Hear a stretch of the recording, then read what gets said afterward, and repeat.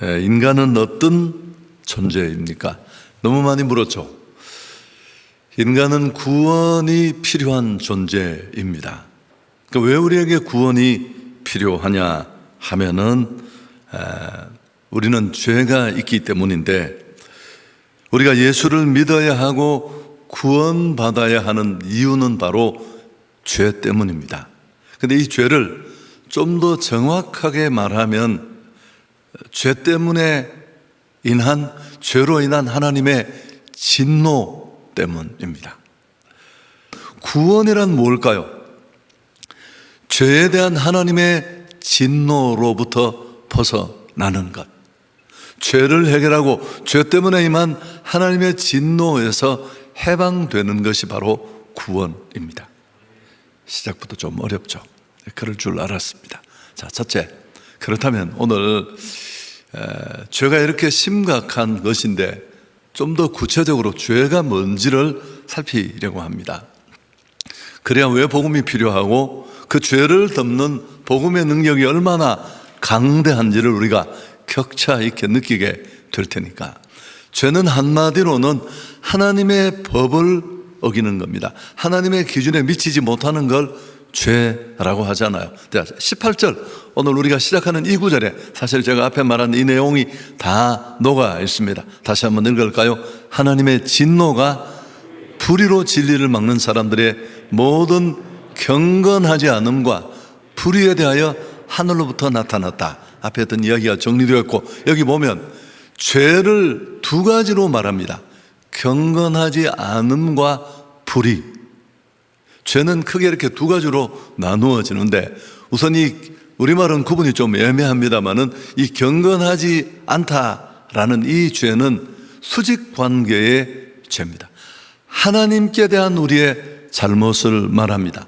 뒤에 설명하겠지만 하나님은 엄연히 존재하시는데 그 하나님을 인정하지 않고 무시하고 하나님을 하나님으로 대접하지 않는 죄입니다. 하나님을 영화롭게 하지도 감사하지도 않는 죄입니다. 모든 죄, 뒤에 나올 불이라는 수평관계 속에 이루어지는 죄의 뿌리가 되고 원천이 됩니다. 여러분, 이 경건하지 않은 죄, 모든 죄의 뿌리가 되고 원인이 되는 이 죄의 결정판이 우상숭배예요. 대표적인 죄가. 또 한 가지, 불의라는 이 죄는 원어는 분명히 다릅니다만은 수평관계 속에 우리가 사람과 잘못하는 겁니다. 당연히 수직관계가 무너지면서 수평관계도 무너지는 것인데요, 도덕적인 타락이 대표적입니다. 수직관계에 있는 이 경건하지 않은 죄가 원인이라면 이 수평관계 속에 불의로 일컬어지는 죄는 결과일 수 있을 것입니다. 다양하게 윤리적이고 도덕적인 죄가 이 범주에 들어갑니다. 자, 여러분, 가장 큰 죄는, 모든 죄의 뿌리가 되는 죄는 경건하지 않은 죄인데, 이 불경건의 죄의 그 근저에는 하나님의 존재를 무시하는 행위가 있습니다. 이게 가장 큰 죄예요. 하나님은 우리 인간에게 여러 가지 방법으로 자신을 드러내셨습니다. 아주 분명하진 않을지 모르지만 양심과 일반 계시가 그 대표적인 것들인데, 오늘 로마서도 그걸 다루고 있는데, 우리는 이런 양심과 자연을 통해 어렴풋이나마 하나님을 인지할 수 있는 단서를 얻게 됩니다. 우선 양심이라는 이 마음의 법이 있잖아요. 대체적으로 인간은 그 존재하면서부터 무엇을 해야 되고 또 무엇을 하지 말아야 된다는 것을 알고 있습니다. 죄 지으면 안 되고 또 죄 지으면 벌 받아야 한다, 이런 것들이 기본적으로 우리 안에 세팅되어 있습니다. 하나님이 주신 양심의 장치이죠. 그렇지만 범죄한 인간은 이런 양심이 화인을 맞아서 기능을 제대로 작동하지 못해요. 개인차는 있지만. 그리고 또 한 가지는 자연을 통해 하나님을 보여주는 겁니다. 잘 알잖아요. 피조계의 모든 만물은 그 만물의 창조주가 하나님이심을 보여줍니다. 영원하신 능력, 신성이 그 만물에 너무 역력하기 때문에 그렇습니다. 19절, 20절에 그 내용입니다. 이는 하나님을 알만한 것이 그들 속에 보임이라. 이건 양심을 말하는 거고요. 하나님께서 이를 그들에게 보이셨느니라. 창세로부터 그의 보이지 아니하는 것들, 그의 영원하신 능력과 신성이 그가 만드신 만물에 분명히 보여 알려졌나니 그러므로 그들이 핑계하지 못한다. 조금만 눈을 열고 주변의 모든 이 삼라만상, 만물, 그 광활한 우주, 이런 것들을 보면 누군가가 만드신 분이 계시다. 온 천지에 하나님 아는 것으로 가득하고, 조금만 눈을 열고 보면 얼마든지 하나님을 알 수 있고, 그분이 하나님인지는 모르지만 신적 존재를 우리는 헤아릴 수 있습니다. 근데 인간은 그런 하나님을 무시하고 거부했습니다. 21절에 있는 내용 우리 같이 한번 읽을까요? 하나님을 알되 하나님을 영화롭게도 아니하며 감사하지도 아니하고 오히려 그 생각이 허망해지며 미련한 마음이 어두워졌다. 여러분, 관계 속에, 하나님과 우리도 관계잖아요. 관계를 끝내는 가장 나쁜 게 뭘까요? 그 존재를 무시하는 겁니다. 아이들이 왕따를 하는 것 중에 나쁜 놈들이지만 가장 나쁜 게, 분명히 얘가 있는데 없는 것처럼 온 학반 애들이 다 투명인 것처럼 그렇게 대하면 결국 얘가 못 견딘다고 하잖아요. 이건 존재 살인이고 인적 살인입니다. 하나님은 온 우주 만물의 주인으로, 창조주로, 운행자로 존재하시는데, 또 확실하고 분명하진 않지만 그분의 존재를 조금만 마음을 열고 보면 알 수 있고 느낄 수 있는 것이 너무너무 많은데, 그런 하나님을 무시하고 하나님의 존재를 짓밟는 행위, 이게 가장 큰 죄입니다. 여러분, 인간은 독특하게 하나님의 형상대로 지음을 받았습니다. 흙으로 만든 게 우리의 독특함이 아니에요. 다른 동물도 흙으로 만든 존재가 일부 있습니다, 조류 중에. 그러나 하나님의 형상을 집어넣었습니다. 그건 어떤 뜻일까요? 하나님 그분과 관계를 맺으며 살도록 애초부터 만들어졌고, 그렇게 만들어진 그 속에 하나님의 생명을 부어넣어서 우리를 영적 존재, 인간으로 구별되게 만드셨습니다. 그런 존재는 그 하나님을 높이고 그 하나님과 교제하고 그 하나님 가까이에 살도록 만들어진 피조물입니다. 그런데 그 하나님을 인정하지 않고 무시하는 것입니다. 결국 이런 인간의 모습을 향해 하나님이 내린 최고의 형벌은 그들을 그냥 버려두시는 겁니다. 오늘 이 본문 속에 굉장히 많은 내용들이 나오는데 제가 어떻게 간단하게 설명드릴까 한 주간 내내 고민을 했습니다만, 읽어보시면 24절, 26절, 28절에 나오는 내용이 뭐냐 하면은 유기한다는 뜻입니다. 자, 우선 23절부터 우리 같이 한번 읽도록 하겠습니다. 썩어지지 아니하는 하나님의 영광을 썩어질 사람과 새와 짐승과 기어다니는 동물 모양의 우상으로 바꾸었다. 하나님께 드려야 될 영광, 하나님께 드려야 될 감사를 오히려 무시하고 하나님이 만드신 하찮은 만물에 경배한다는 겁니다.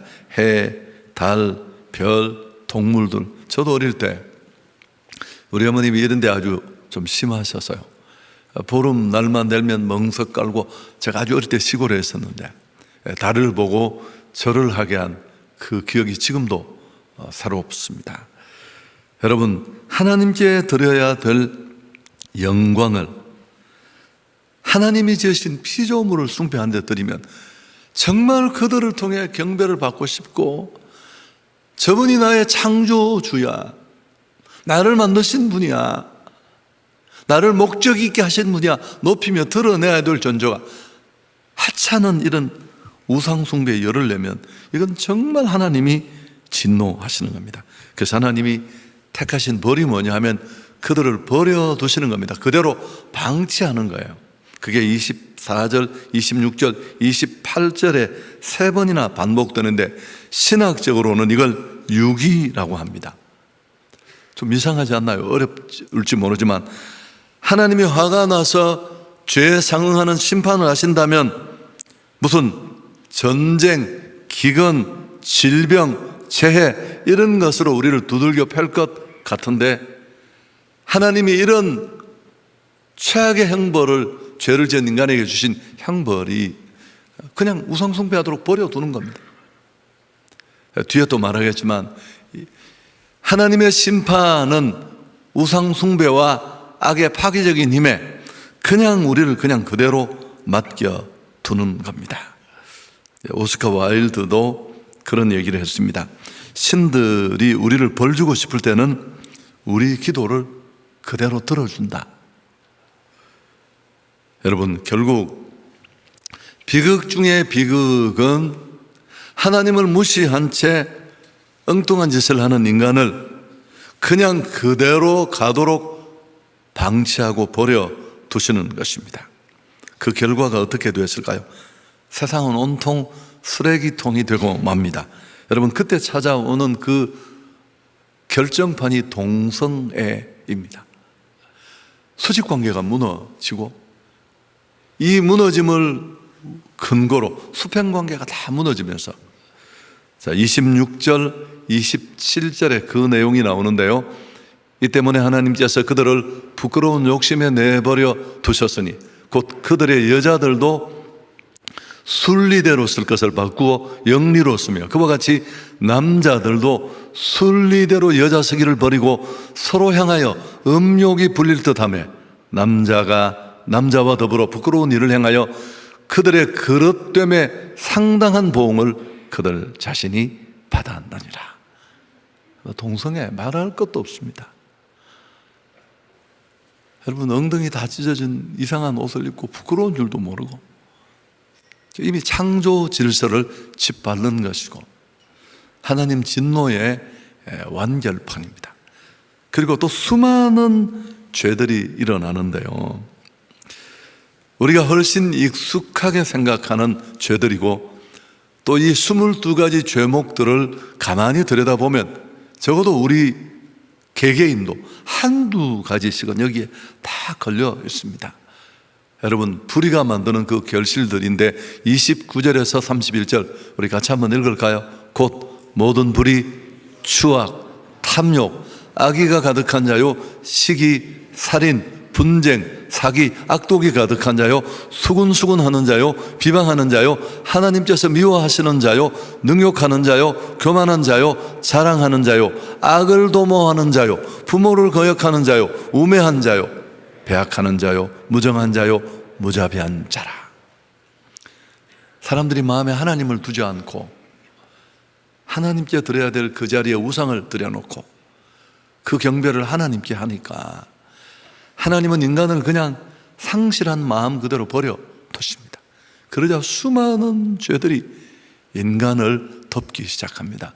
여러분, 이 죄를 대충 정리해 보면 경제적인 무질서, 탐심으로부터 출발하는, 그게 또 사회적 무질서로 이어집니다. 살인, 반목, 속임수, 악의, 가정의 붕괴, 부모라도 자기 마음에 안 맞으면 매정하게 돌아서는 아주 흔한 얘기입니다. 관계가 완전히, 수평관계가 완전히 어그러져서 우매, 불성실, 무정, 무자비 이런 것들이 속출합니다. 여러분, 인간의 마음속에 하나님을 지워버리면 최근에 많이 반복했습니다. 인간은 어떤 못된 짓도 서슴지 않습니다. 처음에 조금 그런 게 있는데 얼마든지 사회, 가정, 교회 모든 것들이 아주 쑥대밭이 되고 제멋대로 살아 지옥이 됩니다. 32절 우리가 자막을 읽지는 않겠습니다만 이 모든 죄들이 사형에 해당하는 죄다. 그렇게 여러분, 복음을 받아야 되고 구원을 받아야 될 하나님의 정말 분통을 터뜨리는 그 진노, 하나님의 진노를 받아야 될 죄가 이처럼 짙고 깊고 우리를 완전히 지배했다는 것을 알 수 있습니다. 자, 여러분 좀 복잡한 얘기인데 제가 서론 없이 바로 시작을 했습니다만 지금부터가 중요합니다. 자, 그럼 어떻게 하면 우리는 이런 하나님의 분노를 멈추게 하고 다시 그분과의 관계를 열고 수직 수평 관계를, 여러분 행복은 관계에서 오는 겁니다. 큰 차 탄다고 10억짜리 슈퍼카를 타도 관계가 불편하면 그럼 불행한 거예요. 어떻게 다시 우리는 이런 하나님의 분노를 멈추게 하고 행복할 수 있을까? 물론 오늘 이미 복음을 받은 우리는 이 일에 당장 직면해 있지 않습니다만 같은 입장에서 한번 우리에게도 해당되는 내용이 있으니까 무엇보다도 하나님을 드러내는 삶을 살아야 되는데 오늘 본문이 주는 첫 번째 교훈이 뭐냐면 내 삶의 목적을 점검해야 합니다. 무엇 때문에 사십니까? 오늘 내가 살아가는 존재의 이유가 무엇입니까? 내가 먹고 마시고 살아가는 내 삶의 목적을 한번 들여다볼 필요가 있습니다. 명예를 위하여, 내 이름을 위하여, 다 많은 보수를 위해서, 사람들의 갈채를 받기 위해서. 그렇다면 나도 이 범주를 못 벗어나는 겁니다. 복음을 알고 복음을 먹고 그 복음을 경험했지만 오늘 예배를 통해 하나님의 영광을 위해 살겠다고 다시 결심할 수 있기를 축복합니다. 여러분, 나의 삶을 통해 그분이 드러나야 돼요. 하나님이 얼마나, 이 표현은 참 우리에게 익숙한 표현인데 하나님이 얼마나 영광에 목말라 있는 줄 아세요? 이 로버트 몰간의 책을 읽으면 참 감동이 되는데 오래전에 읽고 제가 스크랩을 해두었습니다마는 홍해 법칙이라는 책에서 이렇게 말합니다. 우리는 어려운 일이 생기면 어떤 생각을 하나요? 어떻게 하면 이 어려움으로부터, 어떻게 하면 이 위기로부터 벗어날까? 이 생각만 하는데, 그래서 제대로 깨달은 사람은 어떻게 하면 이런 상황에서 하나님께 영광 돌릴 수 있을까? 내가 이 위기를 빠져나가고 이 위기를 뛰쳐나가기 전에 이런 상황을 통해서도 나는 어떻게 하나님을 드러내고 하나님을 보여줄 수 있을까 질문하라고. 주경학자인 매튜 헨리는 한 걸음 더 나아갑니다. 하나님이 얼마나 영광받고 싶어 하시고 그렇게 그 존재감을 드러내고 싶으신지, 하나님은 당신의 백성들이 가는 길에 장애물을 설치하신다. 이 매튜 헨리의 이야기예요. 그리고 왜 하나님이 자기 백성 가는 길에 순탄한 길을 주지 않고 장애물을 주시느냐 하면, 첫 번째, 장애물을 제거하셔서 영광을 받고, 또 두 번째, 그 장애물을 제거하는 과정의 한순간 한순간 그때마다 응답하시고 도우셔서 영광 받고. 하나님 이런 분이세요.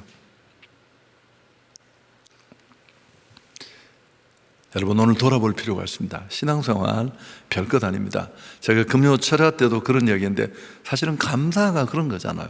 하나님이 했는 걸 했다고 하는 거야. 근데 맨날 지가 했대. 지가 한성교회를 지가 다 지었대. 여러분, 하나님이 들으시면 뭐라고 할까요? 100억을 헌금했더라도, 예를 들면 홍해를 지가 갈랐대요. 모세가. 지팡이가 갈랐나요? 여러분, 아니에요. 그래서 감사는 굉장히 중요해요.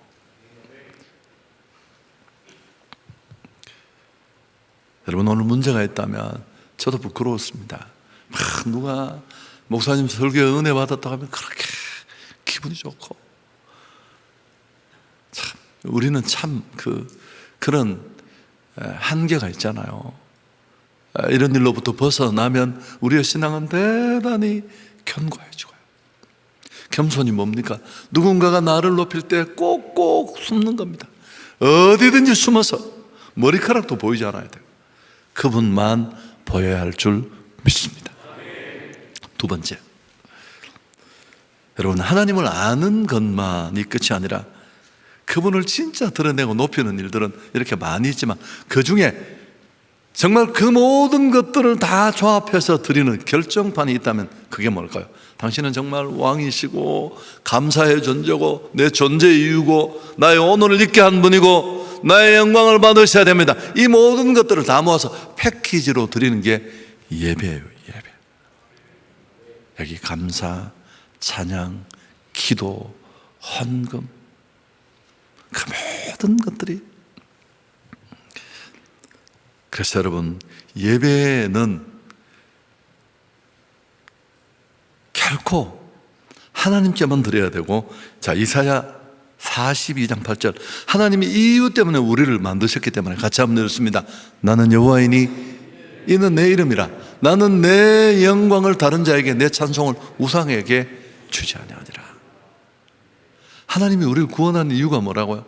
우리를 만든 이유가 우리 부탁 들어주려고 알라딘 램프의 무슨 시종이십니까? 아니에요. 그분은 우리를 통해 영광 받고 예배 받고 이를 목적으로 애초부터 부르셨습니다. 아멘. 근데 그 하나님을 영화롭게 하는 최고의 방법이 예배입니다. 가정 예배, 직장 예배가 좋은 이유는 예배 드렸다고 무슨 미신적 장치가 작동하는 게 아니라 그 직장이라는 일터 공간에 중국집이라고 씁시다. 짧은 자리에 문을 열기 전에 잠깐 예배를 드린다는 건 무슨 뜻이에요? 당신은 이 공간의 주인이시고 이 가게의 주인이시고 이 공간이 하나님의 공간입니다.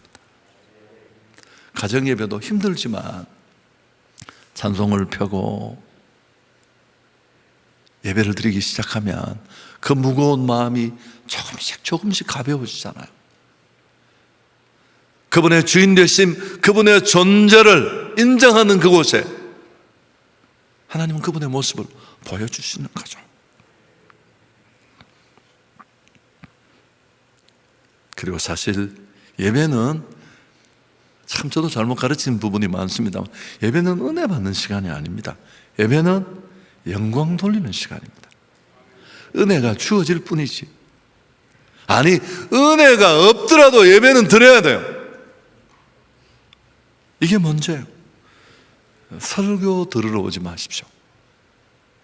한국 교회 안에 아주 나쁘게 번진 설교 들으러 예배 오는 거 아니고 은혜 받으러 예배에 오는 게 아니라 그분을 경배하기 위해서 우리는 예배에 오는 것입니다. 영국의 엘 스킨이라는 분 이야기했잖아요. 유명한 설교가. 어느 주일 한 부인이 묻더래요. 지난주에 우연히 지나가다가 예배 드리러 왔는데 설교에 너무 은혜를 받아서 오늘 또 왔는데 별로 은혜가 없네요. 목사님이 뭐라고 얘기했다고 했다고요? 지난 주일에는 당신이 예배 드리러 왔고 이번 주일에 당신은 설교를 들으러 왔기 때문에 당신은 어떻게 오셨나? 예배는 우리의 영적 만족만을 위해 드려지는 것이 결코 아닙니다. 한 가지만 더 말씀드린다면 너무 가지수가 많을지 모르지만 하나님이 정말 좋아하시는 게 뭘까요? 우상을 경배하던 한 인간이 정말 경배해야 될 그분 앞에 코를 박고 예배하는 것입니다. 여러분, 이 일을 가능하게 하는 게 복음 증거고 선조인 줄 믿습니다. 하나님이 누구시고 그분이 도대체 어떤 일을 하셨고 그런 은혜를 주신 그분에게 어떻게 해야 되는지를 존 파이퍼 얘기 수도 없이 했죠. 선교의 목적은 예배예요. 예배가 존재하지 않는 민족에게 진짜 예배해야 될 예배의 자를 잃어버린 인간에게 야, 거기 아니야, 거기 전하는 거 아니야, 하나님 그분께 예배 드려야 돼, 이걸 알려주는 게 선교예요. 그래서 여러분, 얼마나 멋있는 일입니까? 우리가 하나님을 인정하면 하나님은 언제나 큰 은혜로 한번 예배 드릴 때 불러보십시오. 하나님 여기 계신가요? 그분이 어떻게 응답하시는가?